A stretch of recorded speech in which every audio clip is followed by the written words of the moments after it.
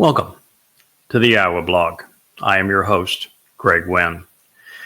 Today's program is going to be focused on taking a fresh look at In the Beginning. We're going to tour Yahweh's first and opening message to humankind as he described his creation of the universe, then of the earth, and finally of humankind.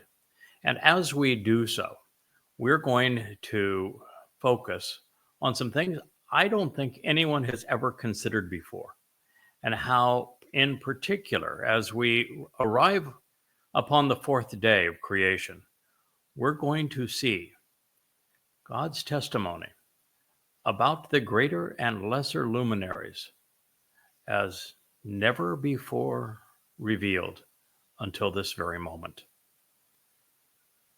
So what I'm sharing with you today is in an unpublished book. It's a project that I'm doing in my spare time as I try to advance the message of the Yahweh branded books through social media.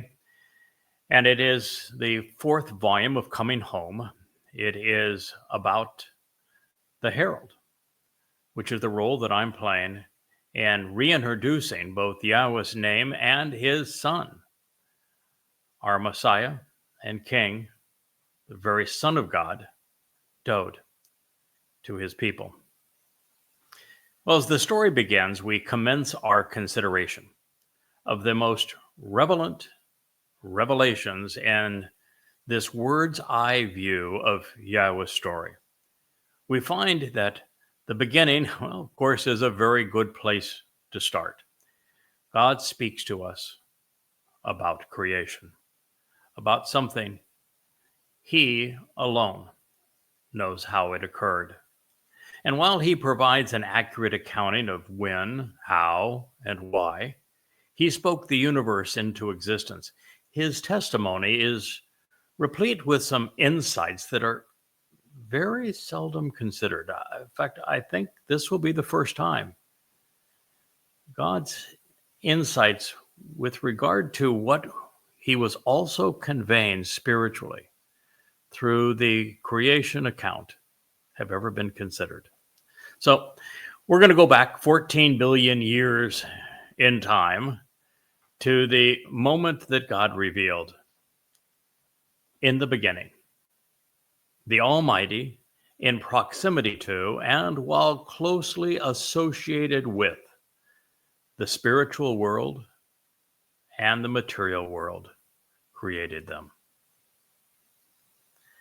Now, some interesting just insights along the way here is that in the beginning is Bereshith, which is the actual name of the book. There is this misconception that the first book of God's testimony, which is misconstrued as a Bible, that means with Baal, the Lord, it's actually the Torah. And the first book of the Torah is Bereshith, not Genesis. And Bereshith means in the beginning. Genesis is a transliteration of a Greek word, and he didn't convey any of this in Greek. He conveyed it in Hebrew. And therefore, the title of the book needs to be in Hebrew. So in Bereshith 1:1, God said, in the beginning, Bereshith, the Almighty, Elohim, God, in proximity to and closely associated with. This is eth. This is actually an important part of the story because God is saying that I'm telling you this story from creation. And the reason that's important is that time flows much differently in presence of great velocity or great mass, great energy. And so time flowed at a rate, we actually know this now, and we'll get into this more later, at 10 to the 12th slower than it does here on Earth, which of course at this point didn't even exist. The term for created is bara. It means conceived and caused a new existence, choosing perfect transformation and birth, planning, preparing, shaping, producing, and fashioning something out of the elements and making it happen. And the two things that he said that he created were the spiritual world, Shamayim, which is the abode of God, and the material realm. In this case, the material realm would be the universe itself, Barashith, Genesis 1:1. And the material realm, according to God, existed formless, without shape, tohu, lacking organization in a state of lifeless confusion, as something which would dissipate into nothingness had additional energy not been added. An orderless, chaotic, and empty space. Bohu, randomized, void, a deserted and unoccupied place, desolate of life.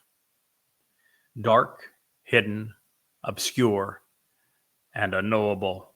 Wa Chosek, a existence comprised of matter, incomprehensible and indecipherable, appearing confusing and black, incapable of being perceived or even seen, in proximity to the presence, Panah, of the vast and exhaustible power and inaccessible, mysterious energy of the Big Bang, Tahom, of the great commotion, from the agitated and loud, enormous and yet controlled explosion, with a wave following wave without intermission.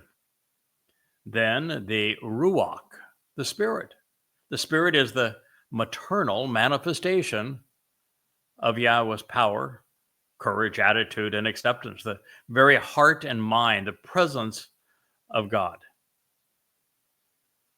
of the Almighty, hovered over and quickly administered to. She moved back and forth, supervising everything, brooding over her infant creation as a loving mother, instigating an exceedingly fast and quivering motion, flying rapidly over the suspended universe above, all of it to increase the pace of the accomplishments of the appearance of a fluid state.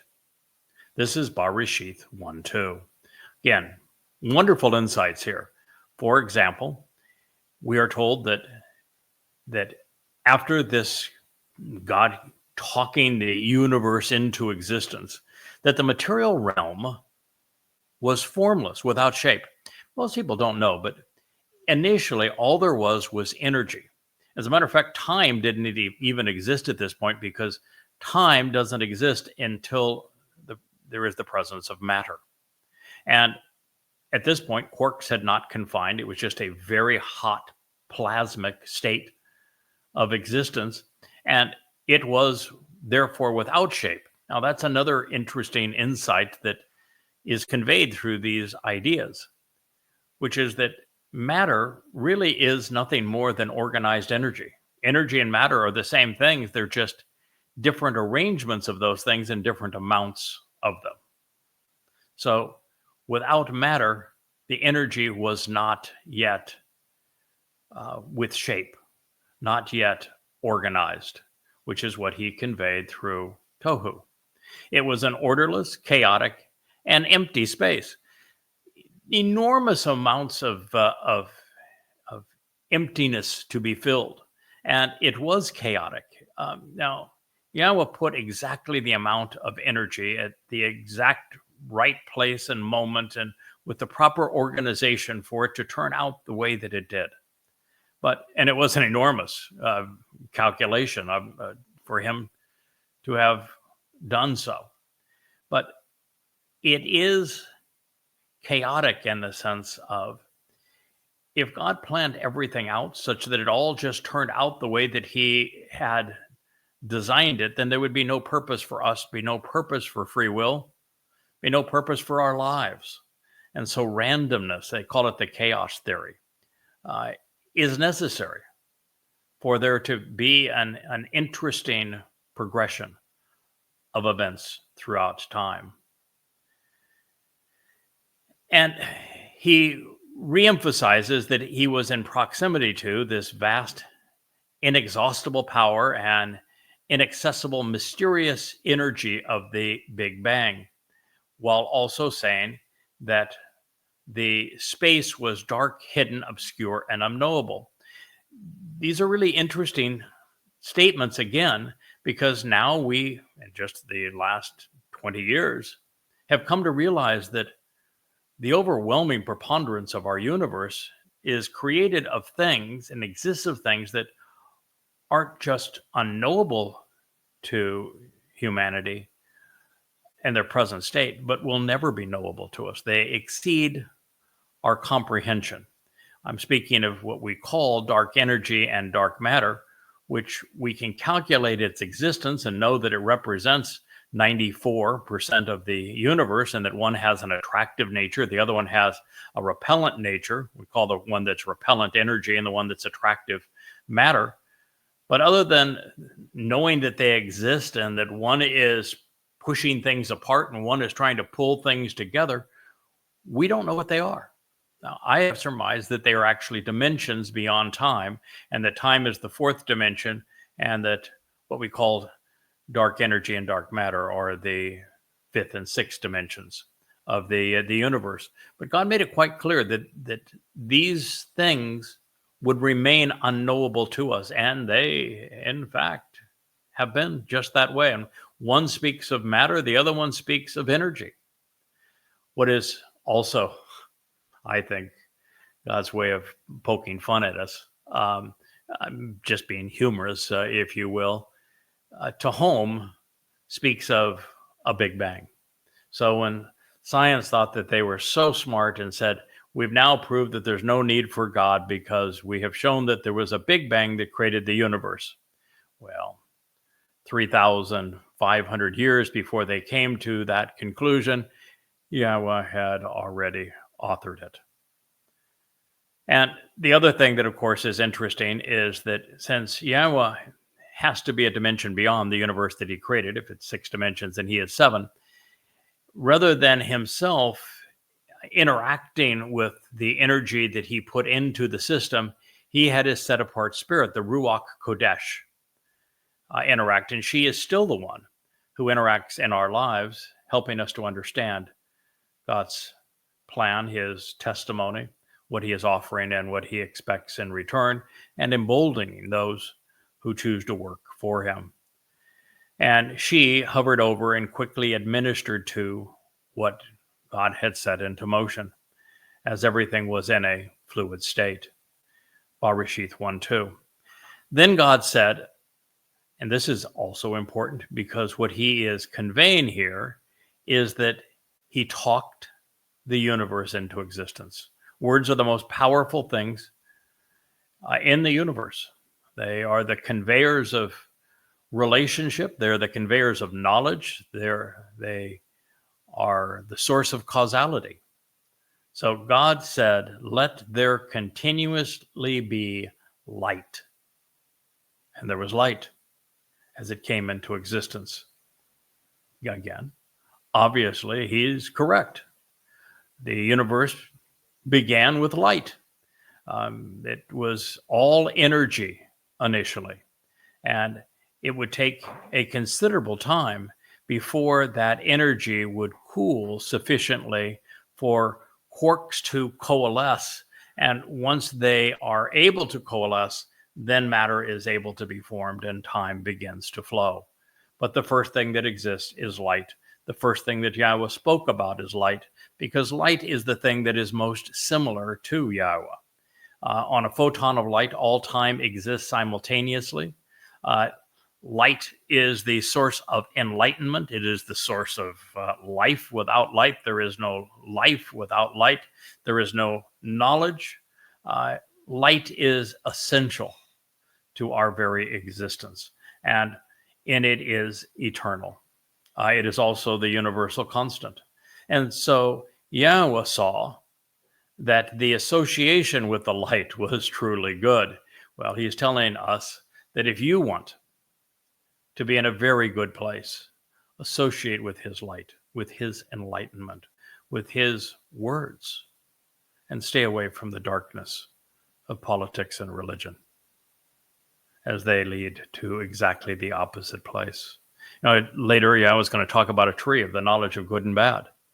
And yet, he's already defined what's good. Light is the closest thing to his nature. He's saying, if you associate with me, that will work out very well for you. God then caused the ongoing separation between the light and concerned about the understanding made it possible through this connection with the darkness. This is Bereshith in the beginning, Genesis 1:4. There are very few things that are as essential to know as it pertains to Yahweh as the concept of separation. If you are part of a large group, particularly a religious group, if you're a Jew, the most popular religion, the most popular group is Judaism.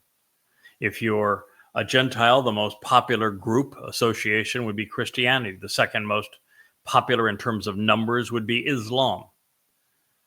The third most popular would be this new religion that has emerged recently as a religion of man called progressive politics. And so God is saying that separation from the norm is really essential to a relationship with him. It is the first condition of the covenant, to walk away from country and from culture and from this integration of religion and politics and human history. So separation between things, and in particular between the light and the darkness. And God said, if you understand the concept of separation, being separated from the world of man, which is devolving very quickly, look at the images coming out from the world as progressives and Muslims have leagued together to terrorize people into submission and capitulation so that they have ultimate control. If you look at these things, this is a very good time to be separated from them and unto God. And all things important to God are set apart and separated. And in this case, the light has nothing to do with the darkness.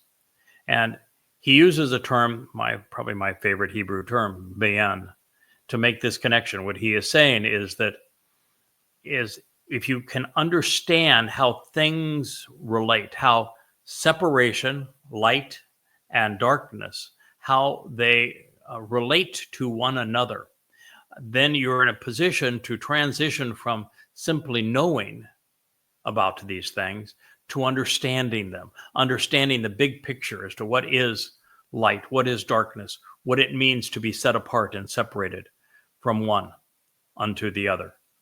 And that is what God is conveying in Bereshith 1:4. Now, this marvelous introduction to creation, which was provided by our Creator, conveys, I think, many things which are relevant to our existence and to the verification of God's inspiration of this particular witness at the beginning of the Torah. To begin, Yahweh's depiction of these events was valid. And it was valid 3 millennia before humans finally stumbled upon proof that he had been correct all along. As a result of observing the elongation of the visible spectrum known as the redshift in galaxies moving away from the Earth in all directions, we obtained irrefutable evidence to demonstrate that the universe had a beginning, which means that it was created. This is something science refuted until the phenomenon demonstrating the expansion of the universe was presented by Edwin Hubble in the 1920s.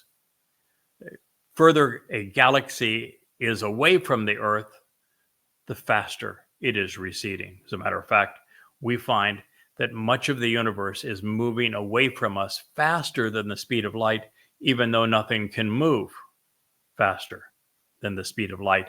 And it's because the universe itself is still expanding.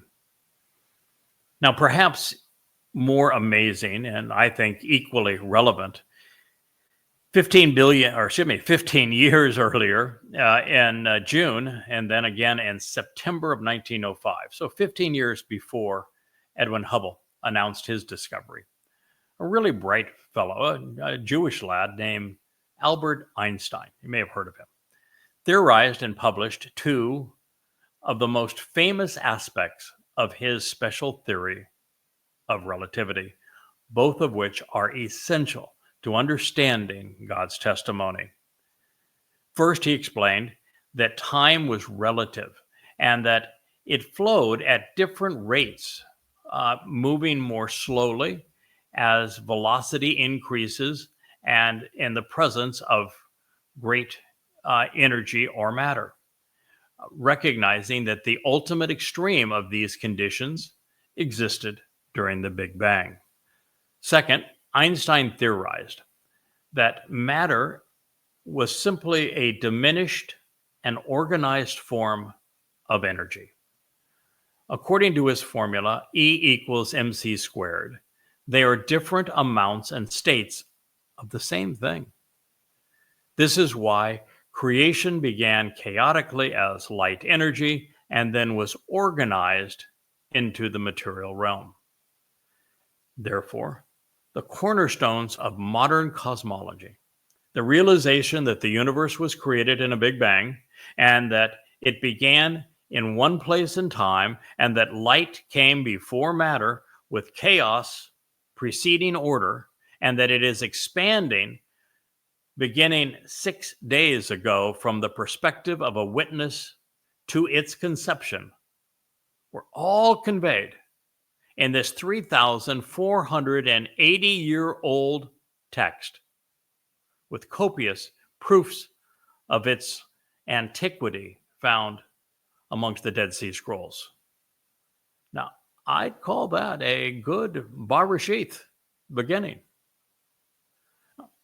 Prior to the 1920s, Yahweh alone had proof that the cosmos was conceived in a Big Bang, and he told us so.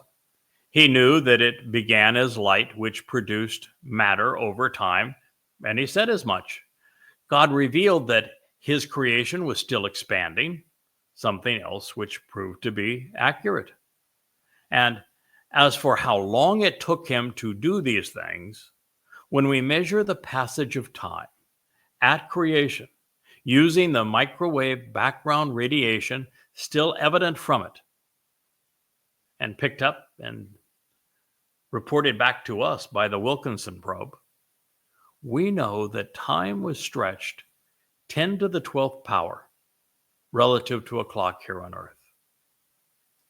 And when we divide 14 billion years by 10 to the 12th power, the result is 6 24-hour days. These insights alone, I think, are sufficient to demonstrate divine inspiration for the Torah, and this is just the beginning. In his words, God revealed something that we have just recently surmised. 94% of the universe is comprised of repellent energy and attractive matter that we cannot explain. We can't identify it. We don't understand it. We don't even have the tools to be able to explain, identify, or understand it. All we can do is quantify it. The cosmos seems to have an inexhaustible source of mysterious energy. Now, since Yahweh would have to exist in a dimension beyond the construct he created, he would not be able to enter it without representations of his nature, implements like messengers, envoys, or words. And so here, God dispatched his Ruach spirit to care for and administer to the dynamic and fluid state of his creation. She still serves in this way. Now, it bears repeating, since Yahweh made this point, God makes things happen, and he engages with us through words. In this case, the most important word is or, light. It is the most important thing, and I think, in our known universe to reveal the nature of God. In this capacity, energy is also the universal constant and standard, which is relevant because God does not change. On a photon of light, all time exists. which is germane to our understanding because it explains how Yahweh was able to witness and report our future in our past, creating prophecy as future history.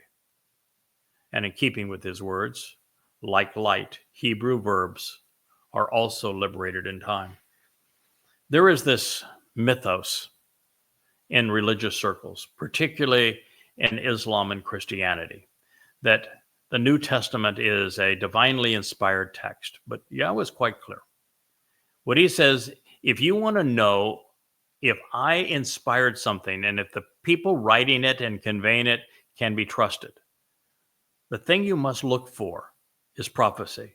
And it must be true of things said in the distant past, like this creation account, and in the distant future, that were memorialized and proved to be true 100% of the time. There isn't a single valid prophecy in the entirety of the Christian New Testament. Even as you turn to the book of Revelations and it speaks of an upcoming period, all of it was plagiarized and paraphrased from the actual prophets of Yahweh and then blended together. And unfortunately for the author of Revelation, many of the things that were written came from Ezekiel, who was demonstrably a false prophet. Now, as it turns to Islam, Muslims want to say the prophet Muhammad, and yet Muhammad never issued a single prophecy that has any chance of ever coming true or that has come true. I mean, he didn't even know his own history. He couldn't keep his own story straight one day to the next. Everything he said about history, he made up and has proved to be completely invalid. Everything he said about science is laughable. And the few things that he had to say about the future are all ludicrous. He was not a prophet. He got nothing right. To associate Muhammad with the prophets who spoke for Yahweh, or to infer that the Quran was an inspired book, is pure lunacy. We'll get to the moon here in a moment too, which is perhaps why Islam chose the moon as its symbol.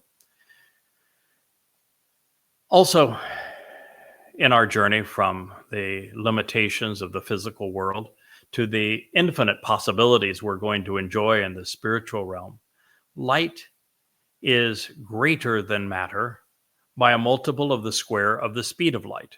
Therefore, Yahweh knew what he was talking about when he said that light is truly good, because it is being transformed from physical beings to energy-based beings that Yahweh is going to empower and enrich the children of the covenant. Again, this is the antithesis of Christianity and Islam, where there is a bodily resurrection. In Islam, there's a bodily resurrection so that souls are either treated with decadence and endless virgins and Allah's rendition of paradise, or more importantly for most people, so that Allah can inflict tortures on physical bodies in hell.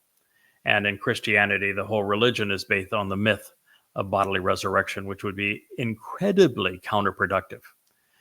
To be resurrected bodily takes us from making that transition into being a spiritual being and back to all the limitations of physiology. It's the very basis of Christianity is laughable in that regard. So God is saying that we are going to be transformed as to light, and that is truly good. Separation is also important because without separating ourselves from the religious and political constraints of man, we cannot be close to God. Yahweh is set apart, as is everyone and everything valued by him. Even to reason and to be rational requires separation. It is how we distinguish and discriminate between right and wrong. One of my great pet peeves today is that progressives are trying to constrain free speech. They don't want people to be able to say things that are contrary to their belief system. But if you don't have access to information, then there is no means to be able to differentiate right and wrong. My view is everybody should be able to say whatever they want. Now, saying something that is pro-Islam, for example, and siding with the rapists and slave traders and mass murderers of history is stupid. But they ought to be able to say it, and that we ought to be able, as people, we should be taught how to use our conscience so that we can discern between right and wrong, distinguish what things are true and what things are not. Unfortunately, in the indoctrinated realm of progressive academics, logic is no longer taught. They want you to be indoctrinated. They do not want you to be discriminating. They do not want you to be able to execute good judgment. And good judgment is all about determining right from wrong, good from bad, truth from deceit. Lastly, the most insightful word in the Hebrew lexicon is bien. We shared that momentarily, or just moments ago. Here it was translated in conjunction with the light as concerned about the understanding that is made possible through this connection with the darkness. By being observant, we come to yada, to know. But it is only the first step. With bien, something far more powerful takes shape as we make the connections needed to understand. And comprehension then becomes the most powerful concept in the universe. Words are the most powerful implements, but the most powerful thing of all is when we make the connections between words to the point we understand. This is a summary view of the first day of creation, of the time literally before time. And I say this because, as I've shared, time does not flow apart from the existence of matter. And for this to occur, quarks must be confined as light energy is cooled sufficiently for matter to coalesce. Now, so that we have a better understanding of this and of the power of words and the nature of light, I want to skip to the fourth day, because there are lessons there that will rock your world. Yahweh's most endearing creation isn't galaxies. It isn't even this planet. It most certainly isn't just life like animal life. His most enduring creation, the one thing that he loves the most, that he calls his beloved, his chosen, is Dod, his son.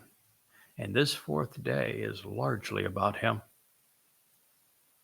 In his presentation of the fourth day, God is a father enjoying his relationship with his firstborn, and their greatest achievement together would transpire at the dawn of the fourth millennia of human development.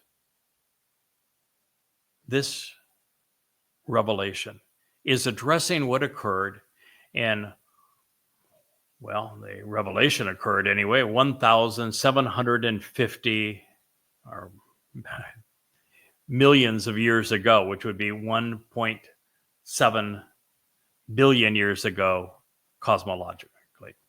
Well, predictive of what would occur in year 4000 Yah.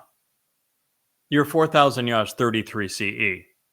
And then again, it's predictive of what's going to occur in year 6000 Yah, which is 2033 on our horizon.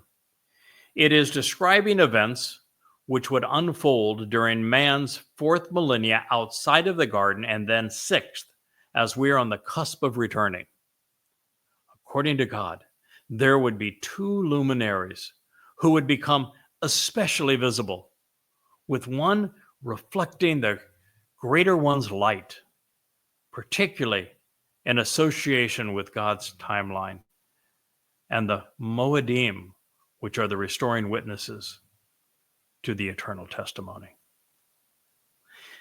This is the initial introduction of the most brilliant among us, and to the one who would serve as witness to him, reflecting his enlightenment. And in this regard, while Dode is the sun, as the 89th Mizmor said, he will return as brilliant as the sun in God's presence. And that same Mizmor, it identified the role I'm playing as the moon. And therefore, I am the moon, metaphorically. It is the role that God established, literally, as he was creating the universe long ago. God said, "Let there be two lights." In fact, the verb haya would probably more accurately be translated, "there shall be." There will exist. It was written in the Qal imperfect Jusiv. What that means is that since God is speaking to us in third person, Jusiv is a reflection of third person volition. So this is God saying, I want there to be. And imperfect means this has an ongoing existence. So this, what he's talking about, is going to have unfolding consequences throughout time and is not going to be limited or constrained in time. The Qal simply means that what I'm telling you now should be accepted literally. And it's establishing a genuine relationship between God and these luminaries. So God said, Amar, he declared, expressing in words, I want there to be. God wants there to be lights as luminaries, ma'or, as sources of illumination. Ma'or is a compound of ma, which means to ponder the implications of something, and or, light. In the expanse, within the spreading out of the matter and space of the heavens, beyond the sky and atmosphere, to understand the separation between the daylight as it is distinct from the darkness of the night. We'll go on to the next statement in a moment, but let's pause here a bit more.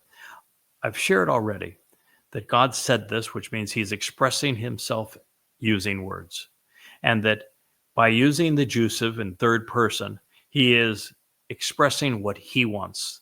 It is the will of God for there to be, on an ongoing basis, a relationship between himself and these lights as luminaries, these sources of illumination that we should ponder to appreciate their implications.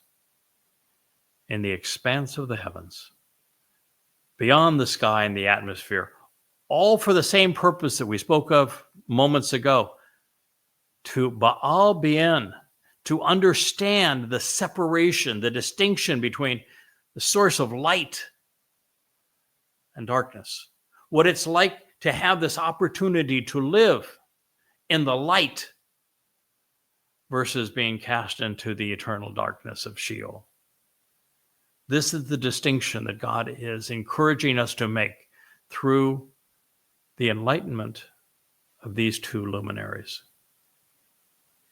They will exist, he says, as symbols, as signs, la'oth, for the purpose of signals concerning distinguishing words to be recognized, to be remembered. They're nonverbal representations which have meaning, providing illustrations, examples, and proofs. They're metaphors, clearly known when evaluating recompense and reward from uth, a means to be seen, agreeing, and providing your consent. And for the restoring witness to the appointed meeting times, wah la moed, as well as for days and for years. Barishith, Genesis 1:14. What a statement. So God is saying that he wants these luminaries to continue to exist in the expanse and the expansive realm of the heavens, for us to understand the importance of being set apart, and the separation, the distinction between light and darkness. And for a time, then, he says, they will actually exist as symbols and signs. Their purpose is to provide information, to signal you so that you can recognize and remember what is being conveyed. And in particular, these two luminaries are for the restoring witness to the appointed meeting times, Moed. Yahweh has two titles that he applies to his 7 annual meetings. One is Mikre. Mikre means invitations to be called out and meet. Moed is the other. A Moed is a restoring witness to the eternal testimony specified through the appointed meeting times. So Yahweh now is saying that these two luminaries are symbols and signs. They exist to help you appreciate the restoring witnesses to the eternal testimony. They help you understand what Pesach, Matzah, and Bikurim, Shabuah and Teruah, Kippurim, and Sukkah represent. Would you ever have known that if we weren't sharing it with you right now? And how profound is that? That God said there would be two luminaries who would help you understand the Moed. These 7 annual meetings where we have been invited into Yahweh's company for him to make us immortal, for him to perfect us and adopt us into his family, to enrich and empower us, to bring us to his home, and to prepare us for his return with his beloved Dode on reconciliation, so we can all camp out together as we once did in Eden. That is what the Almighty is communicating to you. He also said that these luminaries would help you understand, 2 of them, luminaries, would help you understand time for days and for years. And it would prove true. Not only would Dode live 3 lives in the heart of God's plan, 3,000 years ago as the Messiah and the King of Israel, 2,000 years ago he returned as the Passover lamb, fulfilling Passover, unyeasted bread, and Bikurim. And he will return 2,000 years after that date, now just 8 to 9 years from this program, on Yom Kippurim in year 2033, or 6,000 Yah. I am the first to correctly establish these dates so that you would know the years, and the first to correctly translate and explain Dode's revelation to Daniel, where he tells us exactly when he is going to arrive in Jerusalem to resolve our guilt and to make us perfect with God. So this statement, through the Jusiv mood, conveys Yahweh's will. He is sharing what he wants to happen. And, God's fairly influential. What he wants to happen, he's capable of arranging, and he chose 2 luminaries through whom he would transform his creation. Meor encourages us to ponder the implications of these sources of enlightenment, differentiating between them and the darkness surrounding them. And just as the sun and moon pierce through the gloom and impediments to help us see things more clearly, these 2 individuals would convey Yahweh's light. Without light, there is no life. Without darkness, there is no way to hide from God. This makes it essential for us to begin to understand the differences that exist between them. And when words like oath and moed are inadequately translated as simply signs and seasons, respectively, in most English Bibles, the profoundly important message contained in this statement is squandered. Accurately communicated, these two sentences convey that the Moed Mikre, the restoring witnesses to the invitations to be called out and meet at the designated occasions, can be known, they can be timed, they can be better understood through the distinction that is being made here on the fourth day between daylight and darkness, especially when considering the will of God relative to these particular luminaries. It is through the Moed, the enduring testimony of the restoring witness to the appointed meeting times, that we learn how to approach Yahweh and to become part of his family. These wondrous signs convey an important message from our Creator. Understand the Moed Mikre, and you will comprehend the means that Yahweh and Dode enabled during Pesach, Matzah, and Bikurim to restore our relationship. And in this regard, even Yada plays his part, because he will offer his life to prepare the mortal remnant of Yisrael for their return and for the ultimate homecoming, doing so on Teruah. These luminaries and appointments not only demonstrate Yahweh's commitment to his plan, which is to reconcile our relationship, but they also reveal the very framework of time itself from beginning to end.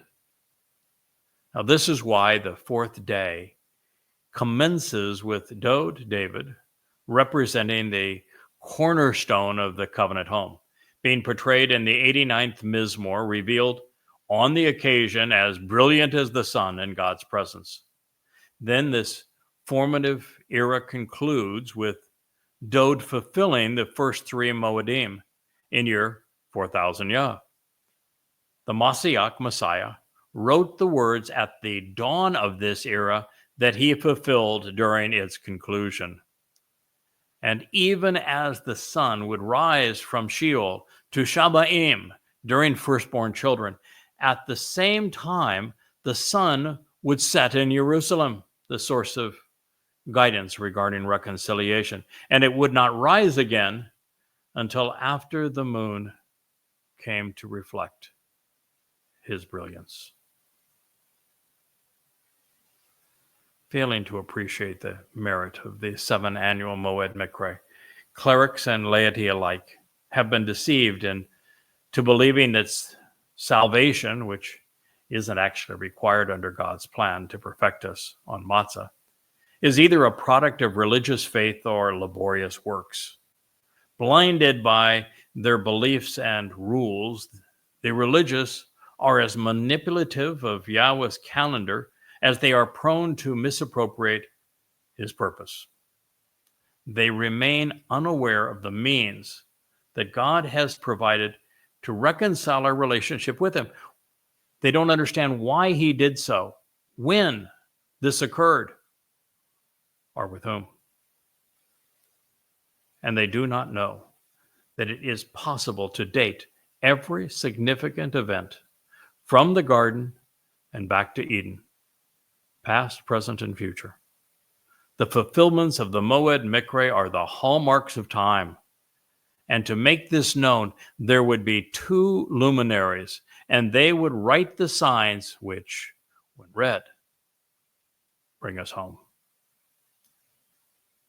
When people lose track of the significance and the symbolism of Yahweh's Moed Mikre, particularly of Pesach, Passover, Matzah, unyeasted bread, Bikurim, firstborn children, and then the 2 harvests, Shabuah, the promise of 7, and Teruah, trumpets, leading to Kippurim, reconciliations, and ultimately to coming back to the garden on Sukkah shelters. They're lost. They're blind. They stumble around in the dark without a map. When the religious replace Yahweh's Moedim with the likes of Purim, Rosh Hashanah, and Hanukkah, New Year's or St. Valentine's Day, Lent, Good Friday, Easter Sunday, Halloween, or Christmas, they squander the opportunity to live with the light and his luminaries. The Moed Mikre embody Yahweh's seven-step plan of redemption and reconciliation, while also providing the covenant's five benefits. They establish the days and years upon which our calendar transpires and which our relationship with God and prophecy unfold. There are very few things as important as reading them, because Haya'oth, they exist as symbols, signs, and signals, distinguished by words written about them to help us remember the Moed, the restoring witnesses to the eternal testimony and these appointed meeting times. Between the moon and the sun, we can ascertain the days of the year for us to meet with our Maker and to determine the years when these seminal events in our salvation history were and will be fulfilled. There is a direct and a profound correlation between the description of the fourth creative day and the fulfillment of the Moed Mikre, particularly of Pesach, Matzah, and Bikurim, in year 4000 Yah. Dod, as the Passover lamb, opened the doorway to life at this time in 33 CE. His nephesh soul then fulfilled unyeasted bread the following day, unleavening our souls of the fungus of religion and politics. He carried our guilt with him into hell. Released from Sheol, the firstborn was escorted by the set-apart Spirit on firstborn children back to his father. Collectively, they facilitated the adoption of the covenant family, making us immortal and perfect on Pesach and Matzah. Then, as a result of Bikurim, God's children are enriched, are empowered, we're enlightened, delivering all five benefits promised by the B'ath covenant. Also noteworthy, the fourth Mikre, that of Shabua, the promise of seven, is also on full display on this, the fourth day. While the first three called out assembly meetings depict the means to our adoption to the covenant family, the fourth appointment brings us home. During this open invitation to witness the benefits of having chosen to rely on the solution that Father and Son, Yahweh and Dod, provided through Pesach, Matzah, and Bikurim, the children of the covenant are brought home in the most complete of the Katsir harvests. On Shabua, the covenant's children are not only immersed in Yahweh's light and separated from the world, further enriched and enlightened, empowered and enabled, we are emancipated from the physical restraints of the earth during this ingathering, so that we come out of the darkness into the light. Showing the way is the restoring witness, the herald, conveying Dod's illustrative example. While the Son loved the light and wrote the lyrics which lead us all to this place, and then returned to make it all possible, not a single person on the planet was aware of it. Not one. Not for the 2,000 years that have transpired. Someone had to reintroduce Yahweh and Dod to the people who had abandoned and forgotten both. Doing so before it was too late. Therein is the reason for the lesser luminary. This opportunity to become part of Yahweh's family and this distinction and determination are all highlighted by Badal Bien to distinguish and discern what it means to be set apart, to ascertain the means to be included or expelled from the Bereth covenant. God wants us to Badal Bien, to comprehend the divide by separating light from darkness. Essential to this understanding is the fact that the Maor, sources of light, which readers are encouraged to contemplate and evaluate, Wa Haya La'oth, will exist as luminaries for a period of time, communicating as La'oth, enlightening representations, conveying meaning, providing indications, illustrations, and insights, even proof regarding how to approach, serving as metaphors which make us all more aware, make this all more clearly known, especially when evaluating our recompense or reward. Now, in this light, the root of oath is uth, which means to be seen as agreeing, providing our consent regarding Yahweh's provisions during the Moed.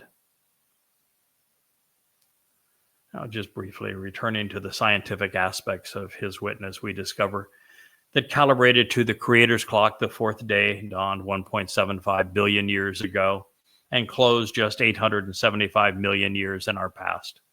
During this period, Yahweh said that the greater and lesser luminaries represented by the sun and the moon became signs, which is to say that they became visible. He did not say that he created the sun or the moon on the fourth day, because that had already occurred on the second. Disingenuous atheists have lamely attacked the Torah's creation account based upon this false premise, creating a straw man whereby the emergence of plant life preceded the sun, but that's a religious and logical fallacy. Scientists have recently discovered that during the epoch referenced by the fourth day of creation, the Earth's atmosphere, formerly choked with carbon and debris, transitioned from barely translucent to transparent. Photosynthesis occurring within the vegetation, which was conceived and disseminated on the third day, consumed much of the carbon dioxide in the air and produced an oxygen-rich atmosphere, setting the stage for the emergence of higher functioning, oxygen-dependent animals. But it took a very long time, 3 billion years to be precise, all of the second and third days, cosmologically, for plants to produce sufficient oxygen to fuel more complex animal forms. That is why there is no mention of them living at this time or of any fossil evidence of animal life. It would explode on the scene in the fifth day, cosmologically speaking, exactly as Yahweh explained. Now, in recognition that Yahweh's presentation of his intent in the fourth day draws its sense of purpose from the ongoing statement and from the opening statements, let's consider what follows. And I'm going to share it with you, and then we're going to take a break so that these programs don't become too long, and we'll do part 2 of In the Beginning. Therefore, let them exist for a time as sources of illumination and as luminaries in the expanse of space and time of the heavens, to provide light and illumination upon the earth and especially the land. And therefore it would exist like this thereafter, based upon what preceded it. And God engaged to appoint for this particular task both of these substantial and empowering sources of illumination, with the greater and most capable luminary becoming prominent and clearly known through his governance and proverbs as the influence over the daylight hours, and with the lesser and more recent, more easily understood luminary becoming known and prominent as the influence over the darkness of night, along with the heavenly powers. Bereshith 1:16. Can't wait to rejoin you and explain all of the insights we can derive from this marvelous statement. This has been In the Beginning as part of the Yahweh blog. And I am your host, Craig Wynn.